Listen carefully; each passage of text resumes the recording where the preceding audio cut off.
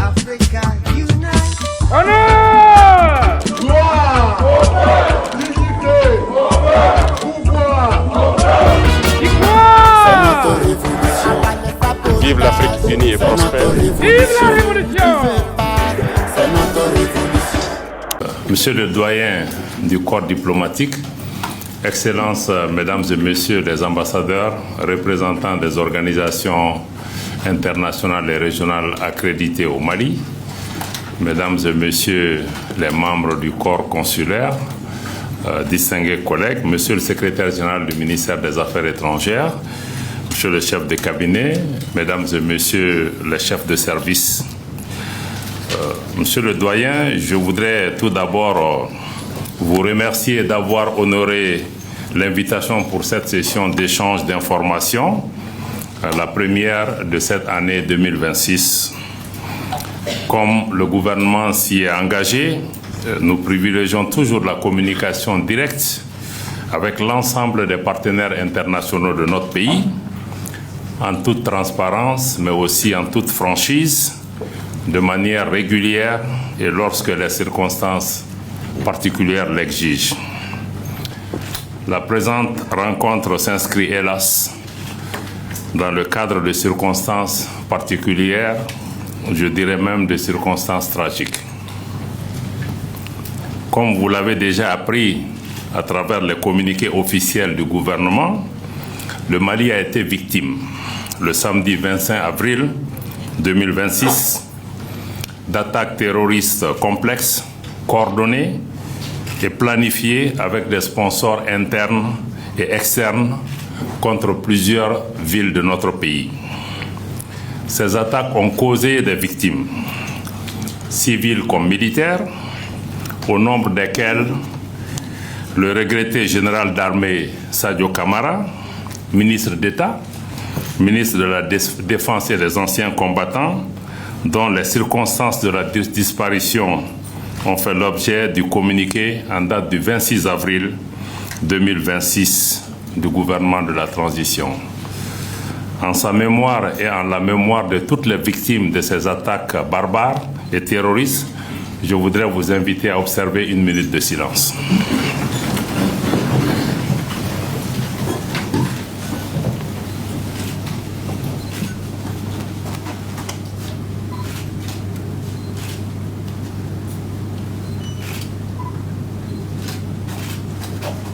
Je vous remercie.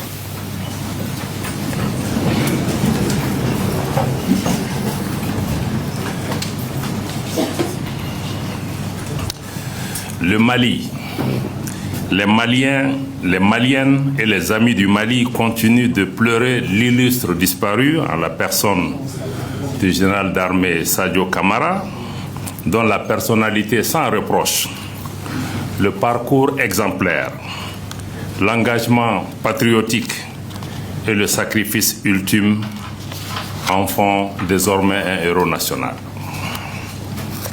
Je réitère la gratitude du gouvernement de transition pour les très nombreux messages, appels, communiqués, témoignages et autres manifestations de sympathie, de compassion, de condoléances et de soutien reçus en cette circonstance dramatique. Je ne peux cependant m'empêcher de relever que certaines organisations internationales mandatées pour la défense des droits de l'homme, ainsi que des ONG internationales supposées défendre les droits de l'homme, ont été étrangement aphones lorsque le Mali a été attaqué le 25 avril et en revanche ont subitement recouvré l'usage de la condamnation sélective suite à l'ouverture d'une enquête et les interpellations subséquentes. Il est toujours regrettable de voir la poursuite de la politisation de cette question des droits de l'homme adossée à des condamnations à géométrie variable, souvent motivées par des intentions géopolitiques derrière. Pour en revenir aux attaques, je veux partager les constats suivants. D'abord, l'alliance entre les groupes terroristes et certains groupes armés opérant dans les régions du nord du Mali ne fait plus l'objet d'aucun doute. Les intéressés eux-mêmes revendiquent cette coalition maléfique. Cela confirme ce que les autorités de la transition n'ont cessé de répéter depuis l'attaque du bateau le Tombouctou le 7 septembre 2023. Ensuite, il faut noter que la complexité des attaques, leur coordination et le nombre de terroristes engagés confirment le changement de mode opératoire des groupes terroristes. Amorcé depuis quelques mois, d'abord, vous en avez été témoin pour tenter d'asphyxier l'économie nationale. Ce plan cynique a échoué grâce à la réactivité des forces armées et de sécurité et leurs partenaires. Un plan de contingence et de riposte des autorités nationales a été mis en œuvre efficacement. Ces attaques ne sont pas des faits isolés, comme vous le savez, elles s'inscrivent dans un vaste plan de déstabilisation du Mali et aussi une tentative de remplacer l'exécutif malien par la horde terroriste, d'où cette alliance contre nature à travers cette coalition terroriste groupe armé. Ce qui s'est passé ce jour du 25 avril ne visait pas autre chose qu'à décapiter le leadership du pays. Il y avait deux cibles majeures qui étaient visées. La première était la résidence du chef de l'État à Kati. Deux camions piégés ont ciblé cette résidence. Un s'est explosé, un a reçu des coups de feu et s'est explosé. Le deuxième, à cause de ses réponses, n'a pas pu exploser. Donc la cible était bien connue. La deuxième, malheureusement, le camion piégé qui a éclaté à la résidence du ministre d'État, ministre de la Défense et des Anciens Combattants. Vous connaissez la suite. Je crois que l'objectif était absolument très clair, de remplacer le leadership pour pouvoir amener des personnalités qui sont certainement à la solde de puissance, qui ne cherchent qu'à briser la dynamique de refondation de notre pays, le choix de notre pays de prendre en main son destin, d'assumer sa souveraineté, d'assurer sa sécurité, d'évoluer de façon autonome au Mali, dans la région et sur la scène internationale. Et cette volonté ne pourra pas être brisée. Notre pays va continuer à se tenir debout, à faire face et à assumer ses décisions. Comme le dirait l'écrivain Joseph Kizerbo, je le répète chaque fois, Nan Lara Ansara, si nous nous couchons, nous sommes morts. Le Mali ne va pas se coucher. Nous n'allons pas accepter une subjugation ou nous soumettre au diktat d'États de la région ou d'États plus éloignés qui estiment qu'il leur appartient de désigner qui doit diriger notre pays, quelles décisions nous devons prendre. Cette décision appartient aux Maliens. Nous allons pouvoir les assumer en toute dignité, en toute responsabilité, malgré ces attaques lâches et perfides. Dans leurs entreprises funestes, les groupes armés ont reçu le soutien de sponsors internes et externes qui fournissent des renseignements, des moyens logistiques et recrutent des terroristes ou en tout cas des mercenaires qui se font appeler terroristes. Certains de ces sponsors agissent d'ailleurs à visage découvert, comme l'Ukraine qui a publiquement revendiqué son appui logistique aux terroristes opérant au Sahel. D'autres continuent encore de garder la tête dans le sable. Il s'agit pour nous très clairement, aujourd'hui, il faut que nous comprenions quand nous parlons de lutte contre le terrorisme de quoi nous parlons. Pour nous, la lecture est absolument très claire. Pour nous, il s'agit d'une guerre hybride, une guerre qui est menée par procuration par certains États contre le Mali et contre les autres pays de la Confédération des États du Sahel. En s'attaquant à une mosquée le 25 avril, cela confirme à nouveau que le terrorisme au Sahel est politique.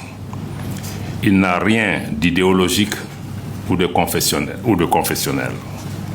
Il s'agit aussi d'une guerre informationnelle dans laquelle s'entremêlent la désinformation, la manipulation, l'apologie du terrorisme et même, nous allons plus loin, de blanchiment du terrorisme à tel point que ceux qui aujourd'hui qualifient les autorités de la transition de junte sont aujourd'hui des alliés, les porte-voix et les relais médiatiques des groupes terroristes.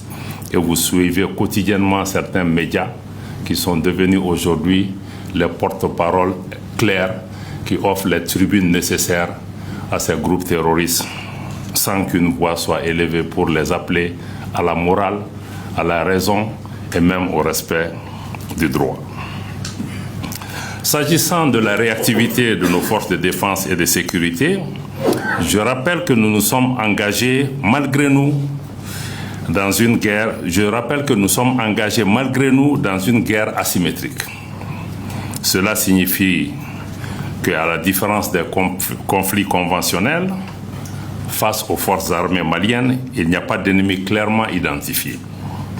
Mais des terroristes opérant de manière sournoise, j'allais même dire de manière perfide, parce que certains portaient pratiquement des uniformes de notre armée, de manière sournoise, de manière perfide, agissant, étant dissimulés au sein des populations et posant des coups d'éclat sur des cibles militaires comme civiles, ce qui rend ce combat extrêmement difficile.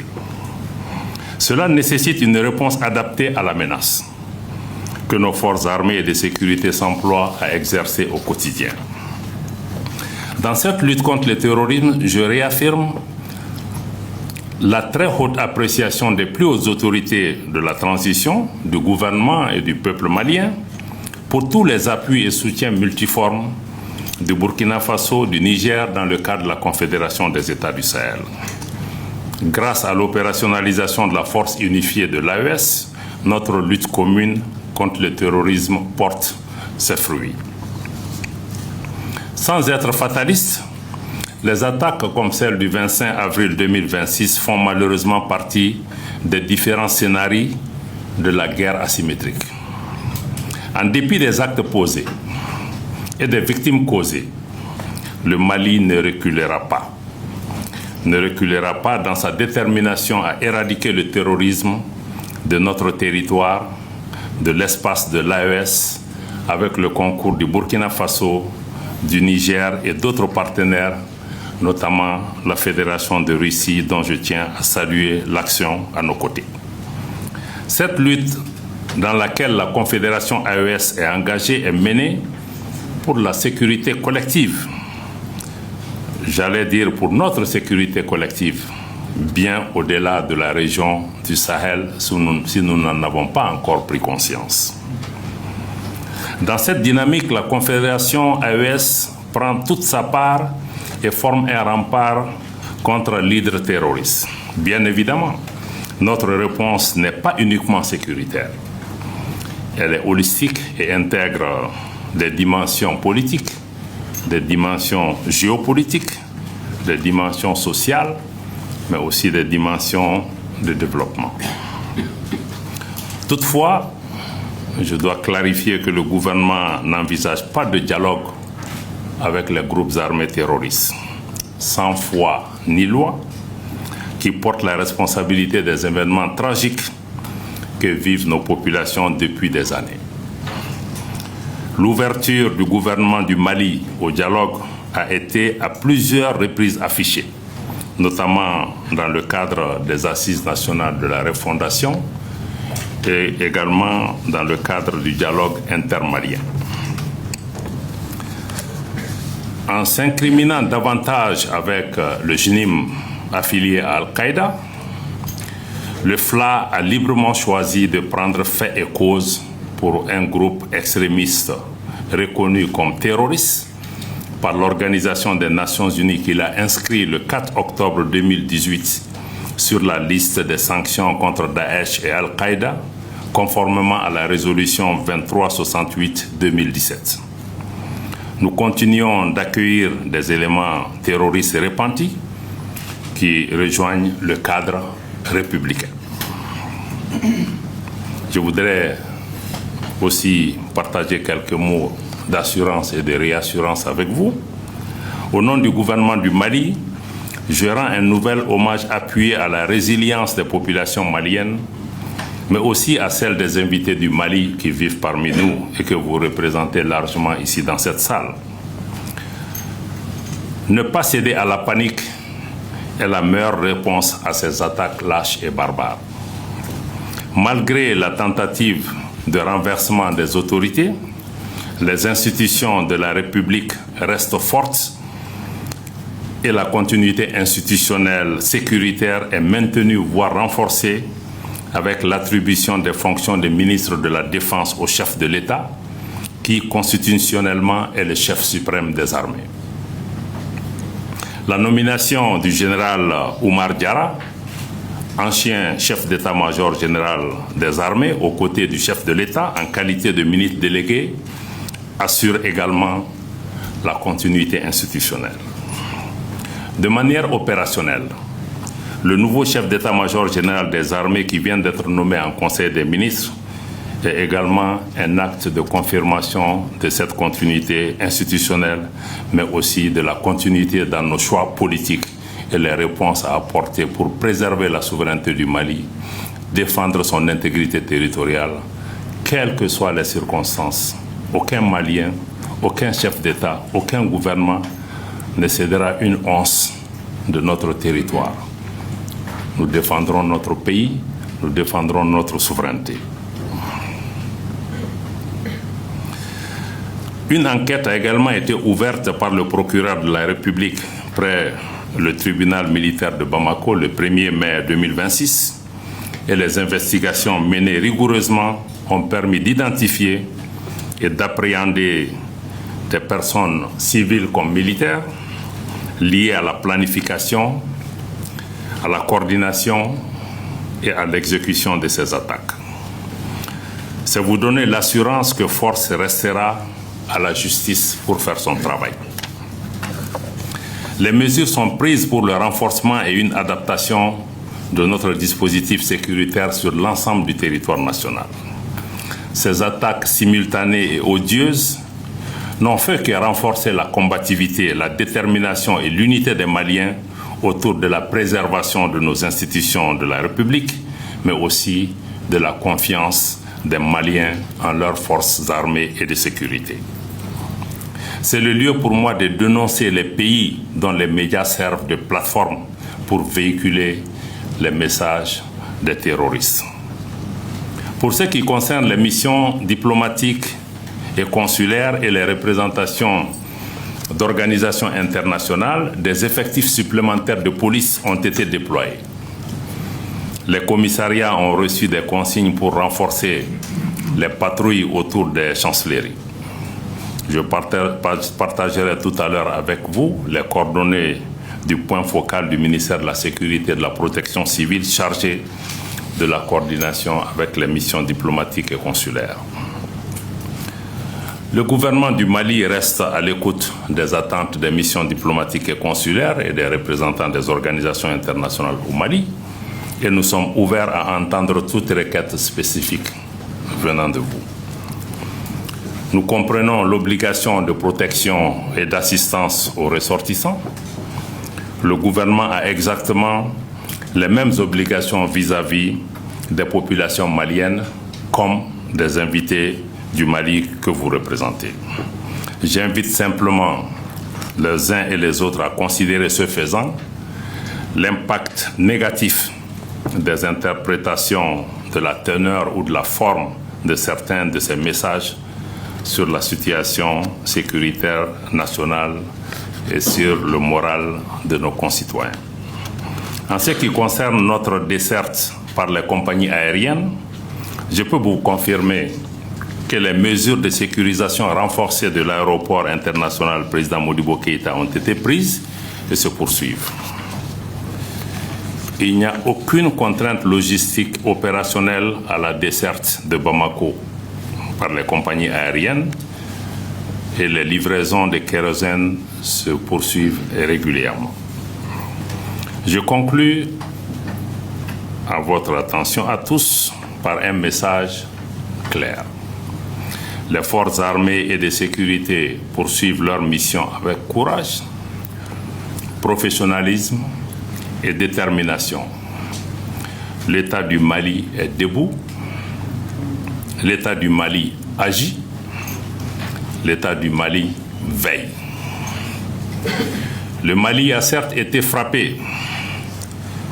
Comme l'adage le dit, le Mali peut tanguer, mais le Mali ne chavirera pas. Je vous remercie de votre attention.